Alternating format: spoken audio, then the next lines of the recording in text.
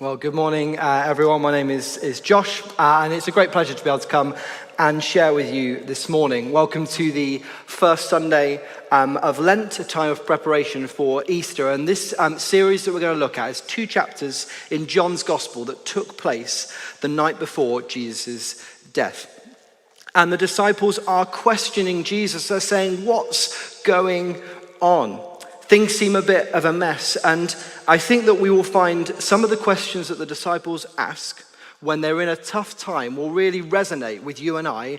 Now we are in a bit of a tough time as well, and Jesus speaks and acts in surprising ways. But as we delve a little bit deeper, I think we'll also find them deeply encouraging ways too. Today's question is, are you my servant? Or as the passage puts it, Lord, are you going to wash my feet? Peter, one of the disciples, is asking about foot washing, but the real question that he's trying to get to the bottom of is Jesus, Messiah, washing his feet. And so the question we're saying is, are you my servant?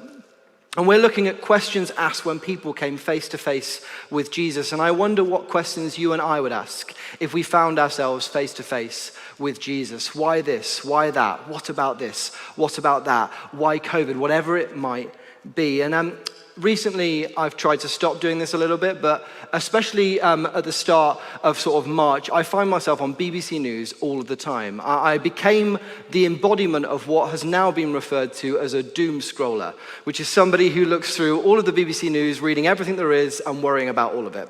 And I've tried to stop doing that, and I think I've got a lot better at not doing that. But what I do look at fairly regularly is the BBC Sport app. And last summer, I saw something on the BBC Sport app that I thought was really, really cool. It made national news, and rightfully so, as 23-year-old footballer Marcus Rashford managed to get the government to do a U-turn on school food voucher provision. And when I read about this, like many of us, I'm sure, I was really encouraged. I thought, that's brilliant. I was really pleased. But as I stepped back from it, frankly, I was a little bit surprised. It's not very often that a young football star makes this kind of news. It's clearly noteworthy, but I also think it's a little bit counter-norm. And this isn't a role that you would normally see played by a young footballer. Now, this passage is an extraordinary moment, an unexpected change in role, or at least that's how it seems at first glance, and that's why we need to delve. Is Jesus, the Saviour of the world, taking the place of a servant? Doing one of the worst jobs there was? Surely not. But actually, this story is even more amazing than the policy changes that Marcus made happen. In fact, there really is, as we look at it, no equivalent to Jesus anyway. But this act that we read about has ramifications beyond dirty toes and tired feet. This is an echo of what's to come, an echo that shouts to eternity. So before we carry on, I think it will be important to look through this passage and ask the question, who is Jesus? So the first thing I want to say that Jesus is he is reliant.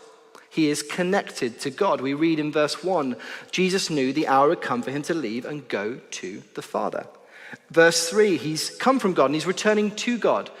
Jesus is connected to God and therefore he is reliant on God. And we also see that he is dependent even more than he is connected. Later on at the end of the passage we had read just a minute ago, very truly I tell you, verse 16, no servant is greater than his master, nor is a messenger greater than the one who sent him.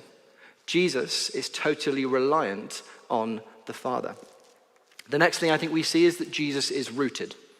He has a total understanding of his deity and mission. He knew. He was rooted in the plan that God had set out for him, and he was unwavering in it.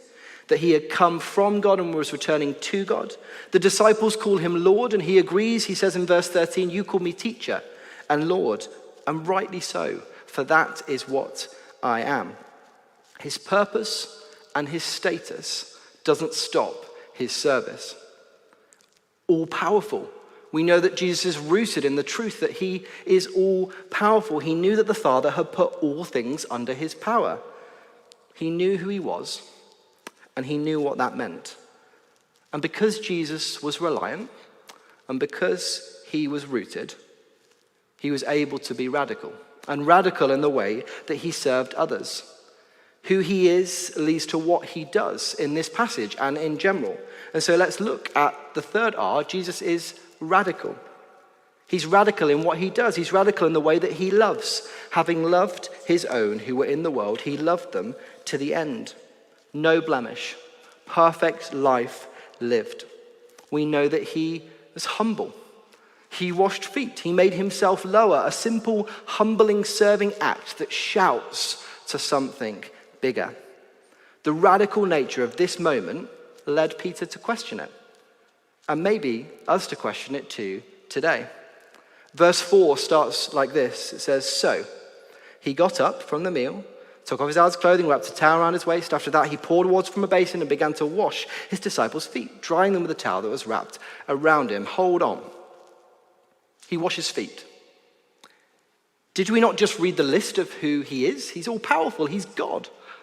And yet, in this insane moment, it seems that he's going against cultural norms, which he is, that's to say the least. But it also seems like it shouldn't really be happening. We might expect verse 4 to start, if we're thinking logically, with "and despite the fact that he was God, he." Or maybe we start with, "even though he was God, he still did the servant thing." But instead, verse 4 starts with "so." This speaks to it being the very nature of God. His purpose was clear.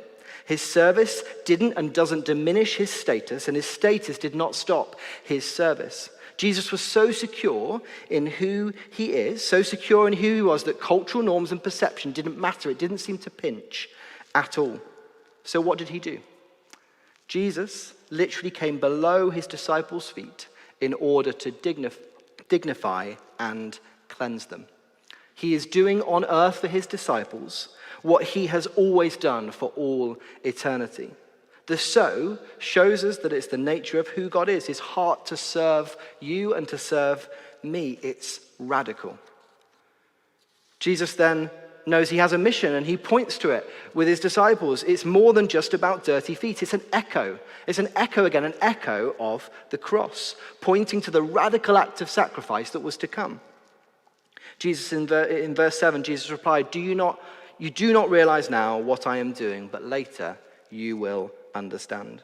Verse 1 reminds us that it's the Passover festival. He knew the hour was come for him to leave. Jesus knows he's the Passover lamb, and he knows he's going to leave via the cross. And that makes this an even more poignant and radical moment. Jesus knows the core of what we need is connection with God. And like I say, this is a radical moment already. But when you know that Jesus knew what he knew, it's almost even more radical. We read that he knows that not everyone he knows that one of them in that room is going to betray him. And he does it anyway. This is radical love. And we could go from here, and I hope we do, with a better knowledge of who Jesus is. We could stop right now and know that Jesus was reliant on God and he did it really well. He was rooted and he was radical. And we could go in that, but the question we really should be asking ourselves now, if that's who Jesus is, how does that change my tomorrow? How does that make it look different tomorrow? And who Jesus is and what he does informs and provides the foundation for who we are and what we can and should do. I hope we are comforted today by who Jesus is. But I also hope that there's something in our spirits that is disturbed within us to do something about who this amazing person is who wants to know me and wants to know you, and we want to do something about it. So who am I? And what should I do now? This is a picture, somebody called Chris in our congregation. He's a friend of mine. He's part of HTC, he's a local artist, and he drew a picture depicting this story. And I think you see the disciples' face is probably feeling how maybe we would, a little bit shocked. It's depicting Peter and the moment where Jesus is about to wash his feet. I don't know about you, but I often respond wrong. My first go is rarely my best. And I love Peter. Peter gives me hope. Peter starts, as Peter often does, by going gung-ho and getting it wrong, not understanding what Jesus was doing and maybe worrying about how it would look. Maybe Peter was caught trying to agree with what William Temple writes about this passage. It says this, "So man's humility shows itself by being willing to receive service from our fellow men and supremely from God." Maybe in this moment, Peter couldn't handle his leader serving him. He didn't stop, Peter often does this. He didn't stop to take a minute and realize that Jesus might know what he's doing. Verse 6 reads, he came to Simon Peter, who said to him, Lord, are you going to wash my feet? Jesus replied, you do not realize what I'm doing, but later you'll understand. No, said Peter, you shall never wash my feet. Pete, come on. This is the Son of God here. Maybe don't argue. Jesus answered, unless I wash you, you have no part with me. Panic. It's a panic moment for Peter, but credit him here because he does a very quick U-turn. He's like, okay, cool. Well, if I'm doing it properly. Verse 9, then Lord, Simon Peter replies, not just my feet, but my hands and my head as well. Here, Jesus says to Peter, you can't do it without me. On the cross, Jesus says to the world, to you and to me, you cannot do it without me. Unless I wash you, you have no part with me. We're often so good at being self-sufficient. So it pinches, doesn't it? Unless I wash you, no part. Jesus was reliant on his Father, and even more, we must learn to rely on Jesus, to realize our need for him, to be dependent and to not waste the connection won for us on the cross. We look up. We look up to Jesus and we rely on him. It's our first way to respond. We realize that this echo of foot washing echoes to us now in the shape of a cross. The practical act of love from Jesus to his disciples is but a tiny picture of the all-encompassing love shown to us on the cross. Wash all of me, says Peter. Bathe me in your love. Today we can choose to be reliant, but maybe even more poignantly, we should choose to be rooted. Rooted in the love of Jesus. We look in at ourselves and we root ourselves in who Jesus says we are, not in who the world so often shouts that we might be. So we rely on Jesus.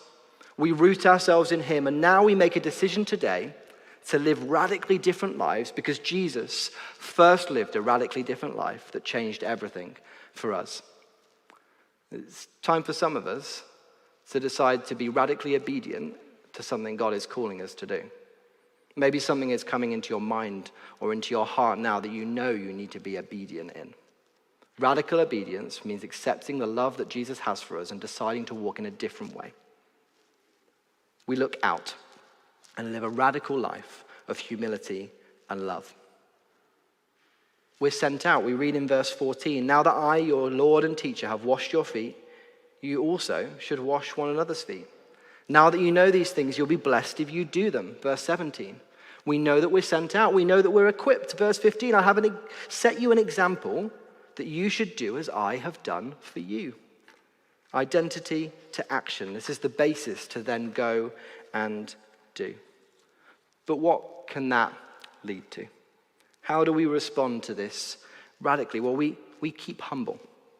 Does our perceived status or purpose stop us from serving? Jago said in our Connect group session this last week, humbling leads to dependence on and increased confidence in God. Are we willing to say, today I am willing, humble enough to say, wash all of me, to admit that we need washing, to admit that we need Jesus. Also in the practical, do things run through our heads sometimes and say, that's not my job. Actually, that's not something that I am willing to do. That's somebody else's job. So are we keeping humble? Are we willing? Are we all in? Willing to stoop low, to lift others up for God, to enter the victory won on the cross. Verse 16, very truly I tell you, no servant is greater than his master, nor a messenger greater than the one who sent him. Spoiler alert, this is not about you. This is not about me. It's about the victory won for us. This is about obedience. You might be thinking, what gifts could I possibly bring to HDC right now? And maybe in this season, we've been able to do some sort of online community, and we've done that fairly well, and we've been able to do content. In fact, there's more content available right now than probably ever before with so many churches moving online. But maybe what's been more difficult, and I know there are ways we can contribute, but to contribute, to use our gifts. But I want to encourage you that as you think about how you can serve, it's a daily thing, but it's also how can you serve as we do come into this next season. Maybe you want to be on the kids team or whatever it might be, but ask God, how are you wanting me to serve? I acknowledge it's a little bit more difficult at the moment. We're called to daily take up our cross. Verse 12, when he finished washing their feet, he put his clothes and returned to his place. Do you understand what I've done for you? He asked them. And I think that question, when he's answering, he's saying all the stuff that we've already said in this message. But I also wonder whether he picked this act, because it was an act that would have had to be done multiple times a day by a servant. It would have happened all of the time because their feet would have got very dirty in those days. And so it's an ongoing thing. And I wonder whether there's a side point here for us to say that the way that we respond to this isn't a one-off. It is about living a radical life in every decision that we do. As we come close to the end of this message, lots of us maybe we do actually feel pretty sorted in our bubbles at the moment. Maybe the dirty feet of Palestine is a world away. But there is something about the intimacy of this story that is confronting. Jesus interrupted the norm. Are you willing to interrupt yours, to love and humble yourself radically? Will it pinch? I kind of hope so. Maybe we have fears, reservations, that maybe we even have excuses.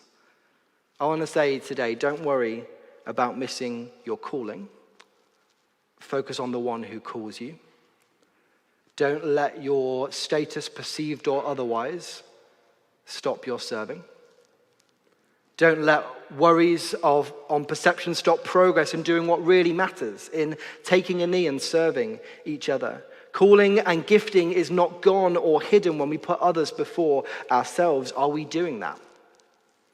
We're shown the way by Jesus and we're challenged to do it ourselves. So today, let's choose to run after the right thing, to run after Jesus.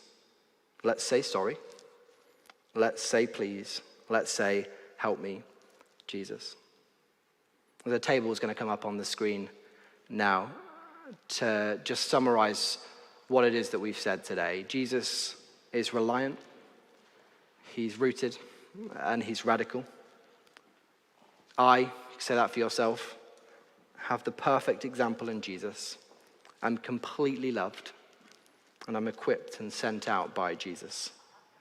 So I look up and rely on him. I look in and root myself in Jesus, and I look out and live a radical life of humility and love. Now that you know these things, you will be blessed if you do them.